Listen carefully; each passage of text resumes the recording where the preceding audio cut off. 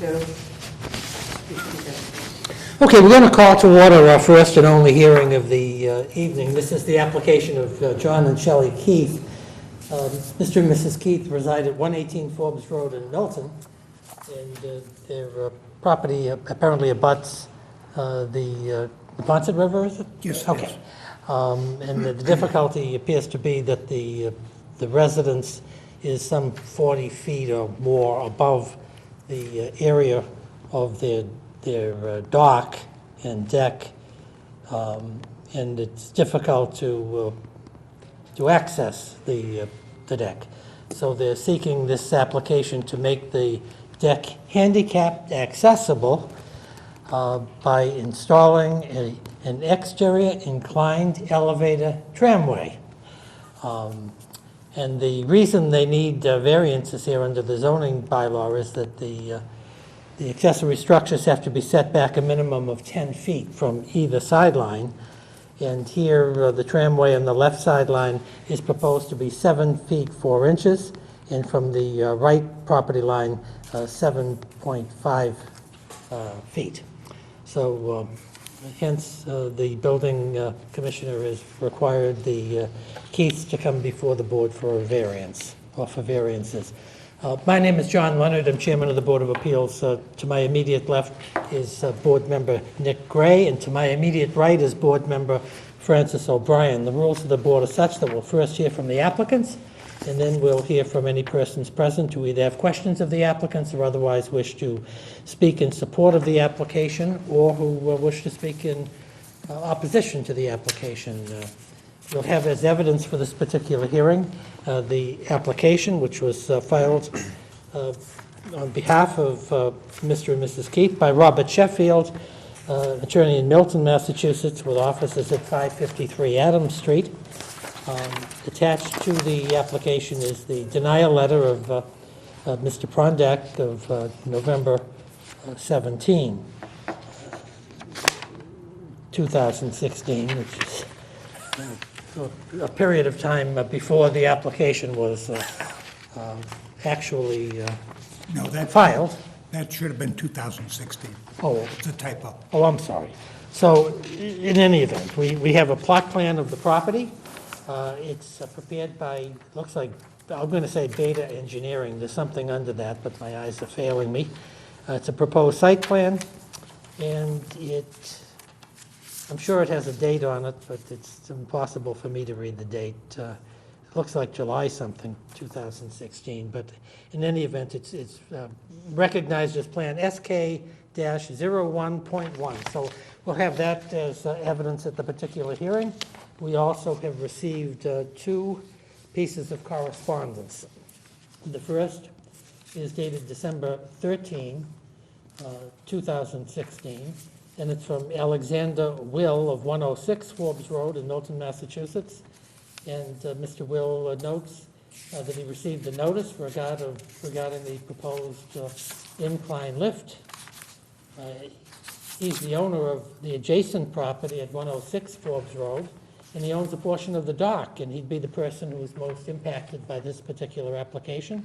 He's unable to attend the hearing this evening, but he wants the board to know that the Keiths have kept him well informed about their proposal. He's seen their plans, he's familiar with the proposal, and he has no objection to the granting of the variance that is requested.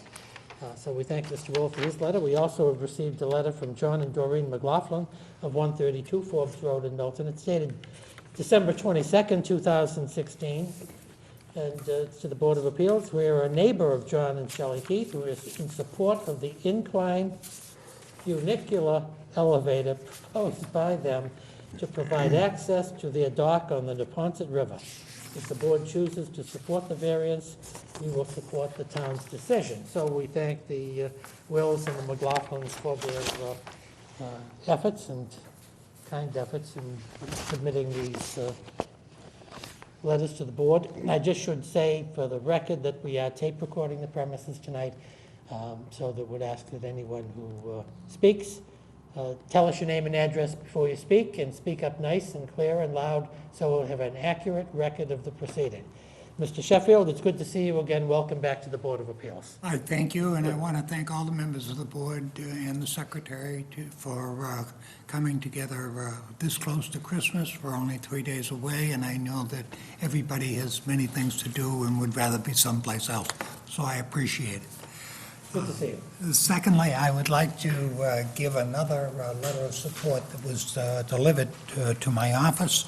I am attorney Robert Sheffield. I have offices at 553 Adams Street in Milton, and I am very pleased to represent John and Shelley Keith, who own this property and have built a beautiful home on their property at 118 Forbes Road. This is a rather unique property. It's a little over an acre, and at the very end, it juts out with approximately 21-foot space that goes into the river and onto the dock. It has been said, although I do not have conclusive proof, that this is the oldest commercial dock in the United States. It is a granite dock, and it is not very large, but supposedly back in the early days of Milton, it was used to bring in product from schooners, etc. This is half owned, or a little bit more than half owned, 60% owned by their abutters, A.A. Will, who have given the letter to the board supporting the application, and half owned by the Keiths. The Wills are to the west of the dock, or the lot of land, and the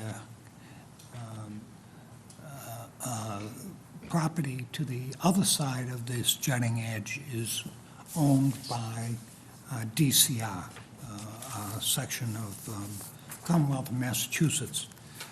Now, this matter has already been before the Milton Conservation Commission, where they tried to balance the need for this type of an accessory use against the damage it might do to the environment, et cetera, and they concluded that they supported it, and it went on to the state DEP, and of course they concurred with it. I have a copy of the decision of the Milton Commission, if that would be helpful to the board. I think it would be if you have an extra copy. I do indeed. That's great. We also have an email from the DCR, which says that we have reviewed all the plans, and I do not foresee any impacts this project may have on DCR property. They are very reluctant to give support or be against anything unless it's voted at a high level. What they did here is they reviewed to see if it would have any detrimental impacts on DCR, and they concluded there was none. Here is the copy of the order of conditions for the lift. I have pictures, if it would be helpful. This is a picture, not exactly of what is being proposed, because that is a commercial version down in Plymouth, and it's about 85 feet. So it's number one, much longer or higher, and number two, it is also a lot. It has to meet the commercial code rather than the residential code, so therefore structurally it's different. But it gives a view of what it is. I would also give a picture from the top of the hill, the property in the water. And you cannot see, because of the growth, you cannot see the dock at all. And finally, I will give a Google picture of the property. And on that, you can clearly see both the property and the dock. This would be what we're accessing. We ask for a variance. Mr. Sheffield, is this the dock that you're That's the referring to? dock going into the river, correct. Okay. We ask that we grant this variance because having a strip of property that's only 21 feet wide, it would be impossible to put anything down without invading the 10 feet side lot setback that's in the Milton zoning bylaw. This will be good for the Keiths. It will be good for access to the waterway. We also have a letter of support from the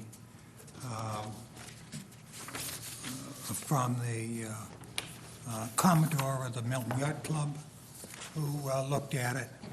And we also have a letter saying that this is a good idea from the Neponset River Watershed Association. And these were directed to the Milton Conservation Commission when they were considering the issue. We know that variances are to be limited, and the requirement for a variance requires that it must be owing to circumstances relating to the soil condition, shape, or topography of the land. We can see that the topography is indeed unique for access to the waterway. We can see that the shape of the property with this small 21-foot edge out is also unique. That this does not typically represent the topography or the shape of a parcel in the zoning district. Also, a requirement that the literal enforcement of the ordinance or bylaw would involve substantial hardship. Basically, if the variance were not given, it would mean that the Keiths have virtually no access to the dock, which they own and would like to have use of, and that the desired relief may be granted without substantial detriment to the public good and without nullifying or substantially derogating from the intent or purpose of the bylaw. And I think that these are very clearly met insofar as the pictures show that there really doesn't appear to be anybody that would be disturbed by this. Nobody has objected to it. And that across the river and the waterway, you've got essentially unbuilt marshland. It would not be offensive to any neighbor. On the basis of this, I would request that the requested two variances be given. I believe we said in the application it would be 7 feet 5 inches and 7 feet 4 inches. I would ask the board to say that accessed up to 7 feet rather than the 4 or 5 inches, just in case that in the building of the tramway, they are off 2 or 3 inches. It would not put them in violation of the variance grant. Well, thank you, Mr. Sheffield. We appreciate your presentation. Mr. Gray, do you have any questions of Mr. Sheffield? Just a few, I think. So can you explain a little bit about the construction of this thing? Is Yes. is it like a moving platform on rails? Yes, basically, what it is, it's like what you'd find under a balloon. It's attached. Okay. And so you'd have kind of a carriage, okay? And this is on a tramway, this is on rails, and the rails are 48 inches apart. And this is connected to a winch. Okay, I got it now. And the winch lets it go down, and it goes down by gravity. And then when it's to go up, it would be pulled up by the winch. By the winch. Right. So I was looking at the picture, and so between those sections, it's not like a concrete sidewalk. No. It's like What two they'll do rails is they will with plant, just as you described. right. And so between the rails is just, is that going to be earth or grass, or what's going to be? Yes, but underneath it. what they're going to do is put poles down. Yeah, So that the rails would go on to the poles are posts. And under that would be the grass, and basically what we're going to try and do is, to the extent possible, put a native species Okay. plantings, and that's something that's very much of interest to the Conservation Commission. will there be any nighttime illumination, any lights or anything on it? No, I believe there may be a light down at the dock, but there won't be any lights on the apparatus at all. And this is, I don't know why you would know the answer to this question, but is there, if you're on the bike path along the Neponset River on the other side, is it possible that the thing would be visible from that point? Well, if you go right across from that, there's a marsh that goes The out. marsh And then and the there's river, a and high, Yeah. well, marsh on the other side of the river. And then there's a baseball field, or a softball field that's Okay. located in don't know where that is. in Dorchester. Okay. So it's unlikely that anybody would see it from a hell of a that distance. Okay. Those are my questions. Thank you. Mr. O'Brien, please. Just a few. We're using a bunch of terms here, tramway, elevator, and Incline lift, incline lift, funicular. funicular. Yes, To be precise, what is it? it's a funicular. Okay, and what is a funicular? It is an incline lift to go up a hill using rails. And since nobody would know what a funicular was, we tried to describe it as a tramway or an incline lift. Under Massachusetts law, it would also be subject to the requirement for an elevator license. So is the term funicular defined in Massachusetts law? No, Okay, so but an elevator is. we would have to, I think we would want to be precise in terms of writing a decision, because the concern I have is a tram, to me, is a much larger, heavier piece, and a tramway could involve laying overhead cables and having a cable car swinging from it. I know that that's not what we're looking here. No. So if we're going to write a decision, I would think that we wouldn't want to get the terms down. I think the term, the most appropriate term would be an incline lift. And the incline lift is something that would be going up a hill and would be pulled by a pulley, if you will. Okay. Who constructs this apparatus?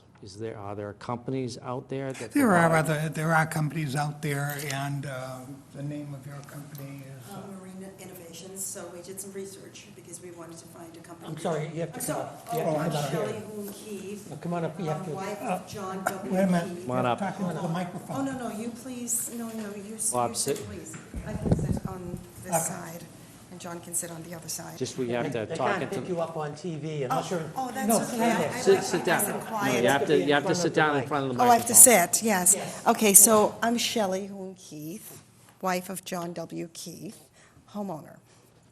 So basically, we did some research, a lot of research, and found this company, Marine Innovation, and they come in and they do it manually, so you don't need to have any heavy equipment, and they do it in, they do these lifts as well as the commercial one in Plymouth in highly sensitive areas.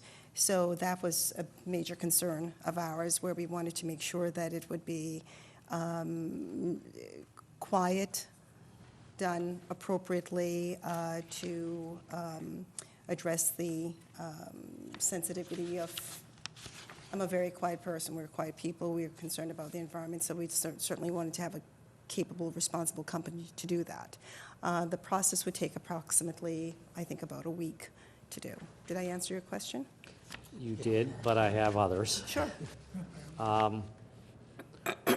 What, I assume that some sort of cab rides on these rails, It would be a bucket. a bucket. And it would have a vinyl wheel, a heavy-duty vinyl wheel, so you wouldn't have the noise. It would be very quiet. You find it a lot in California. And may I see this photograph, please? I think, obviously, this is a commercial one at White Cliffs, which services, what, approximately a membership of 300 plus? Yes. The one And where- they have a person operating. Do you have the other booklet here? Oh, I have this. Yes, Marine Innovations, this is the company, their proposal. So what we would be proposing is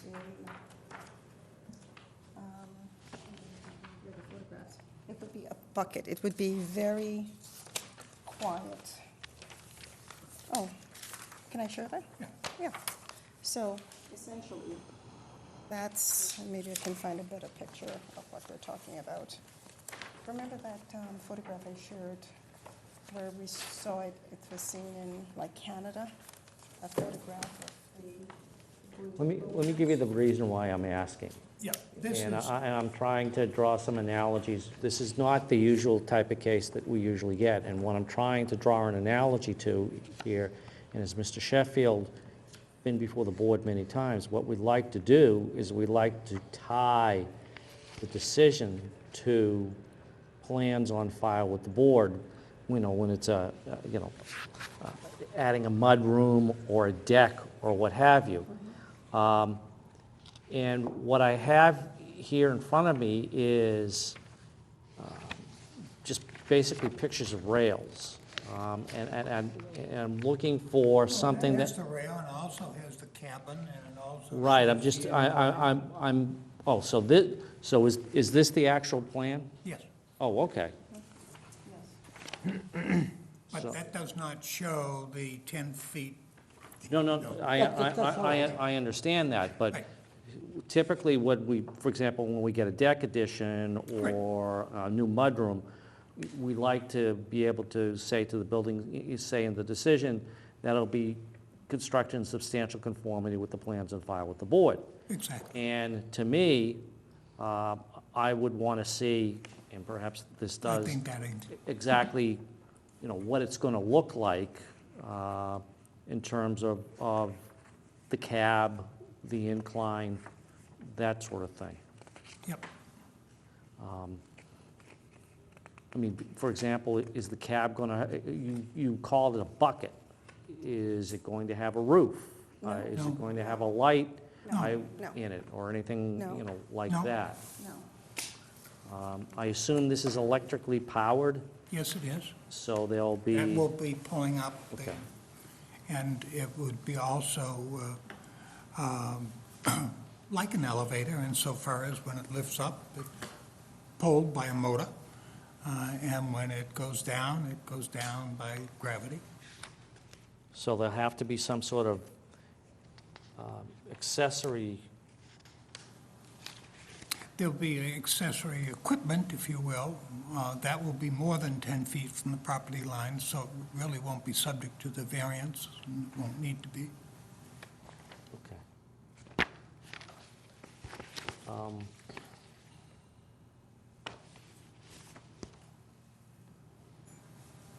I think I'm good, Mr. Chairman. Okay, thank you. Mr. Sheffield, these beta or beta plans dated May 31st, 2016, is this the only copy you have?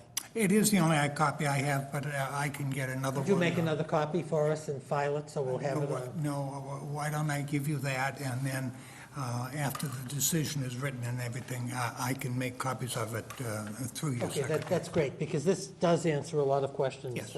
that Mr. O'Brien asked and that I was going to ask you.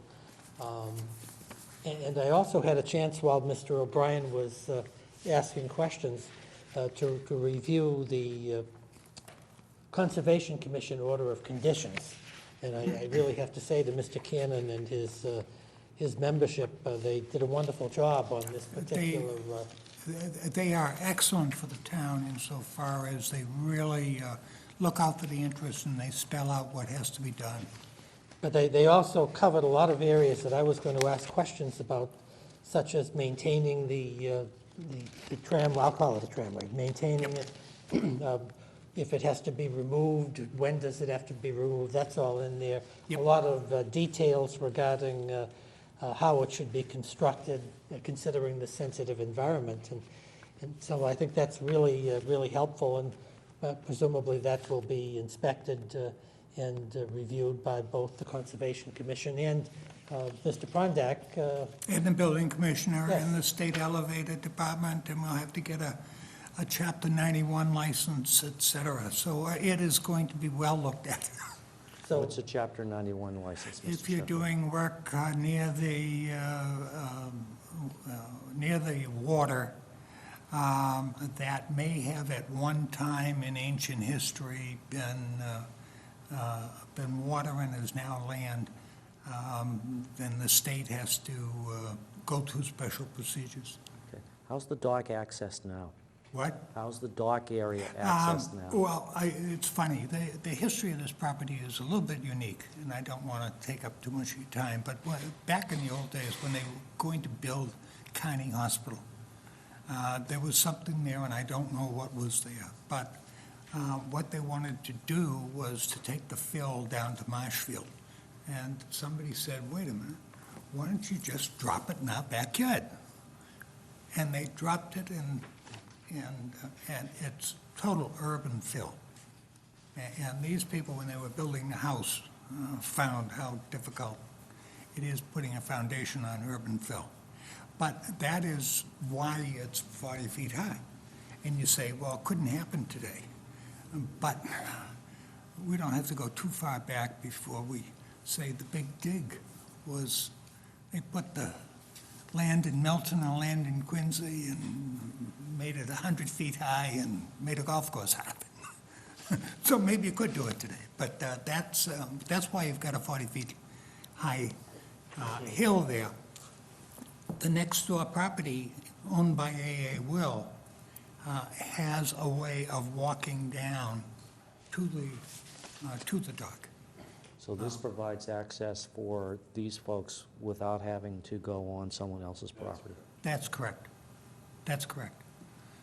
Because if you were going to sell the house or something and the people didn't get along with the next door neighbor, they'd say, that's your dock down there, but there's no way of getting there. Okay. Is this apparatus handicapped accessible? Yes. Okay. That's one of the purposes of doing it. One of the alternatives, we had to consider alternatives, was stairways. And the problem was, since it's such a steep hill, that you'd have to zigzag it down, and it would really be environmentally a mess. And we, presented that alternative to the Conservation Commission, and they came to the conclusion that this would be a better answer and address the environmental issues in a much better manner, and could be constructed with a minimum of a problem to the environment. Thank you, Mr. Sheffield. Mr. Chairman, that Great. was my second round of questions, and I think I'm truly done this time. No, that was very helpful. I have no further questions, Mr. Sheffield. Let me see, unless you have nothing further to add. I have nothing further. Let's see if there's any person present this evening who wishes to ask any questions of Mr. Sheffield or the applicants, and there's no such person present. Is there anybody present this evening who wishes to speak in opposition to this application? And there is no such person present. So unless you have anything further to add, Mr. Sheffield, we'll end the evidence at this hearing and consider the application here and now. Thank you. Okay, great. Mr. Gray. Thank you. Thank you.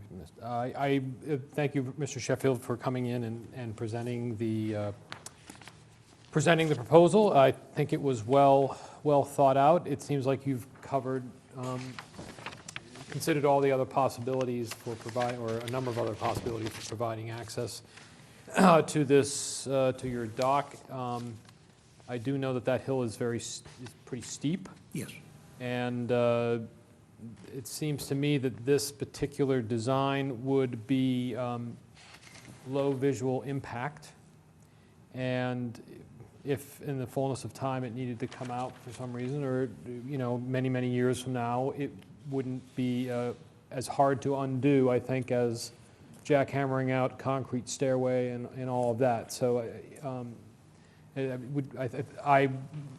since the neighbors are not in opposition to it, and it makes sense to be able to provide access to your dock, I would tend to vote in favor of it. Mr. O'Brien. I would agree with my colleague. The topography is unique. The solution to the topographical problem is imaginative, and it is the least intrusive option, it would seem to me, to give the applicant the ability to utilize their property appropriately. So I'd be in favor of it as well.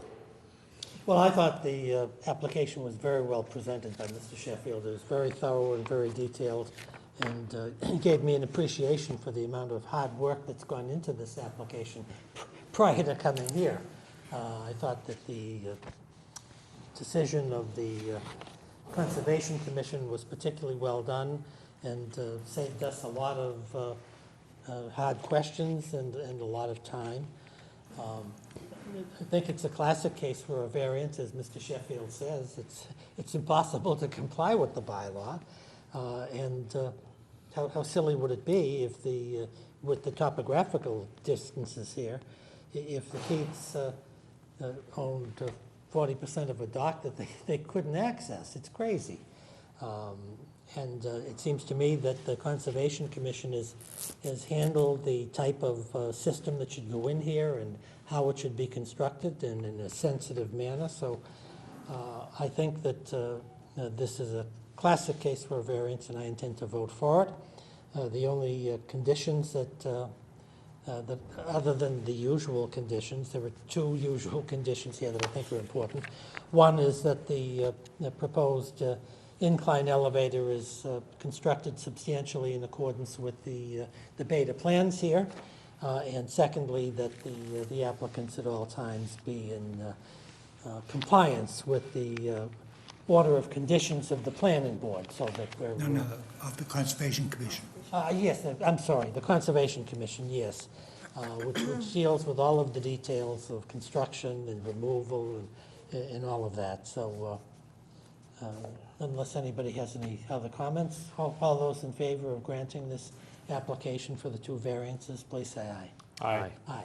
Well, congratulations on your variances. Thank you very much, and I wish all of you a very happy Christmas. Thank and you, your thank families you, as well. and good luck. And happy 2017. Thank you. Thank you very much.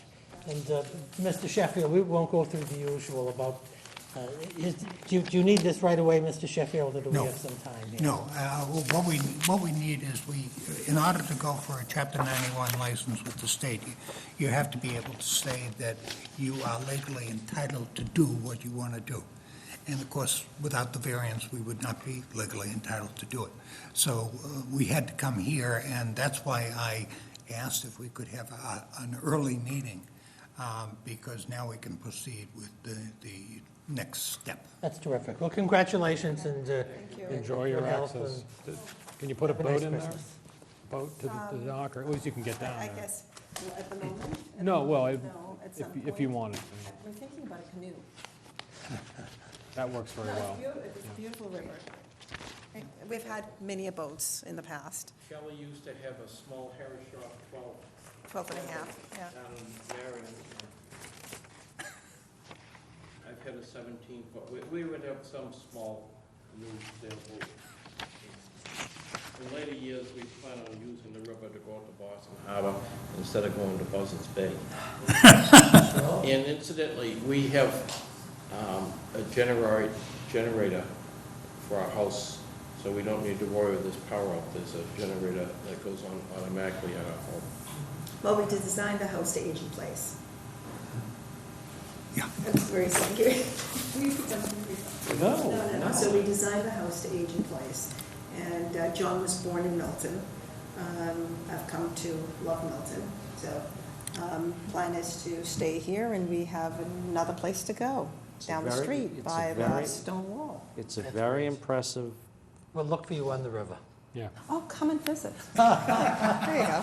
Right? Not in a canoe. The Milton Yacht Club gave us a lot of. Yes, conservation. that was shared. Okay, yes, that's yes, we good. saw that. Thank Well, you, thank you I'm very just happy much. to be able to be part of a decision that has the word funicular in it. Did you have an old Italian song, vernacular? I They think did, so. There was, I don't Sang it remember. with Mr. Ronicki in Glover School back in the day, Back in the day. 1960 something or other. Anyway,